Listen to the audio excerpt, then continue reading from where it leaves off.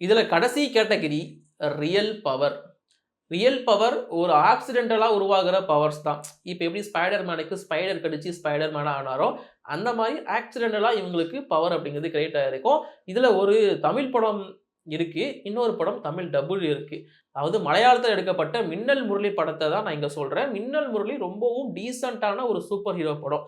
அங்க வந்து ஆ இங்க டொவினோ தாமஸ வந்து மின்னல் முரளியா ஹீரோவா எந்த அளவுக்கு காட்டியிருப்பாரோ, நம்ம ஃபசில் ஜோசப், அதே மாரி அந்த பக்கம் வில்லன் குரு சோமசுந்தரத்துக்கும் ஈக்குவலான கேரக்டர குடுத்திருப்பாரு. அந்த படம் ஒரு சூப்பர் ஹீரோ படமா நீங்க என்ஜாய் பண்ணலாம். இந்தியன் சினிமாவிலேயே வந்த ஒரு பயங்கரமான சூப்பர் ஹீரோ படம் என்ன பொறுத்தவரைக்கும் இவங்க தான். கண்டிப்பா இங்க கிரீஸ்லாம் நீங்க கொண்டு வந்து நிறுத்துவீங்க. எஸ் அக்செப்டபிள் தான். பட் எனக்கு மின்னல் முரளி பர்சனலா ஃபேவரைட். எத்தன பேர் பார்த்திருக்கீங்க? கீழ கமெண்ட்ல சொல்லுங்க.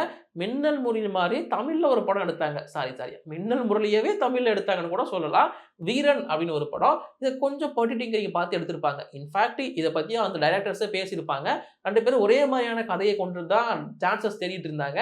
அப்படி தேடிட்டு இருக்கப்போ, நீ அங்க எடு, நான் இங்க எடுன்னு அவங்க பேசி வச்சுக்கிட்டாங்க முன்னாடியே.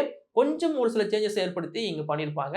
ஸோ இங்க வீரன் அப்படிங்கிறதுல வந்து மின்னல் முரளி அங்க ஒரு கான்செப்ட் இருக்கும். வீரன்ல கொஞ்சம் சாமிய ஆட் பண்ணி அது ஒரு மசாலாலாம் தூவி எடுத்திருப்பாங்க. நம்ம ஹிப்ஹாப் ஆதி அவர்கள் தான் இந்த படத்துல ஹீரோவா பண்ணியிருப்பாரு. அவர மின்னல் தாக்கிரும். அதன் மூலியமா அவருக்கு மின்னல கண்ட்ரோல் பண்ற ஒரு பவர் கிடைக்கும். அதாவது நம்ம தோர் மாதிரியான பவர் அவர்கிட்ட இருக்கும். தோருக்கு கூட அத கண்ட்ரோல் பண்ணணும் அப்படின்னா, அந்த சுத்தி தேவைப்படும். பட் தலைவன் விரல்லயே கண்ட்ரோல் பண்ணுவாப்புல. ஹிப்ஹாப் ஆதி நல்லா கீபோர்ட்ல வாசிக்கிற மாரி.